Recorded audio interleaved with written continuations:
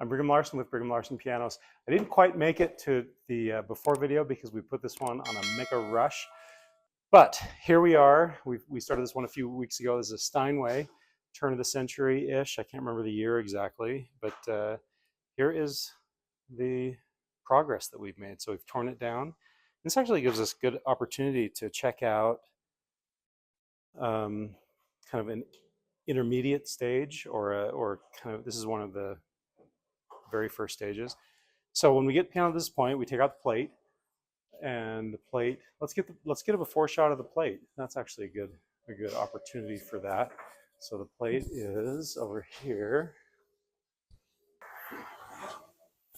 There it is. This is what holds all of the tension, which is a whole lot of tension on this turn of the century Steinway. You can see how rough it is, which is pretty normal for 100 years old. Check out the webbing here on the plate. Looks like it's maybe had a treatment on the pin block.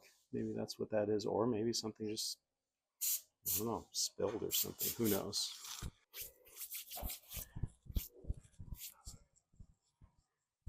All right, so that's going to be looking good. Here we have, this is pretty typical, where we have some perimeter issues. You can see, if you look closely, you can see that panel of the soundboard has quite a bit of movement. And it looks like there's also some right there.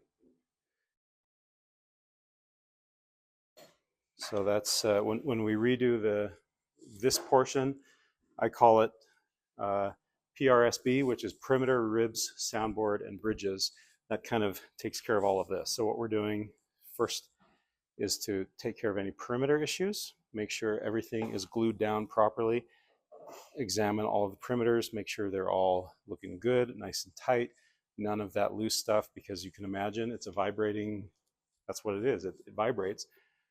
And so it loses energy if it's not nice and tight around the perimeter. Plus, it has to be under a lot of tension. That wood, that's what gives its vibrance and beauty is the tension of the wood. So that will also impede tension. So that's perimeter. Ribs, let's check out these ribs. It's like they've been cleaned. And there are some minor issues. We'll see what we're going to be doing. We don't know yet, but you can see some, if you look very, very closely, that's a very small crack there, almost invisible, but it's, might take care of that one. Down here, we've got some more cracks that are, again, fairly small and minor, but if you look closely, you can see some cracking. So that will be fixed. That's bridges. So we've got to take this thing off, and then we'll find out if, well, you can see on this piano, if there's any separation between the soundboard and the rib. And then finally, we'll take care of those cracks by, we put that soundboard under a lot of tension using a jack or a clamp that spreads. You know, push it out, put it under a lot of tension, and then cut that open. And when it's under tension, that crack kind of opens up a little bit. We put a shim in there, nice and tight, glue it in there, shave it down. Then when we remove the tension, it wants to flatten out, but it can't because that shim's in the way, like keystone of an archway. And so it's, you know, back to a lot of tension. Okay, so that's the piano, and then here's the action.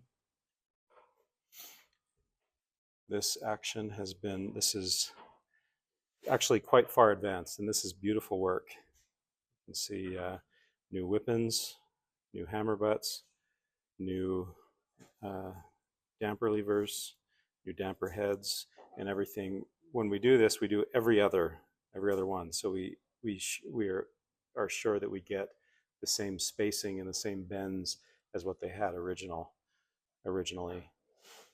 Oh, and then we also have these new let-off buttons. So this action is all new. except for the frame, these brackets. Looks like they've been beautifully cleaned up and polished. But yeah, so now we have the PRSB, the perimeter soundboard bridges. We've got to finish the plate. We've got to restring it, and then we've got dampers, hammers, regulation, trap work. Got to plate all the trap work, and then refinish the piano. So there's a lot done, but even more that's still ahead of us.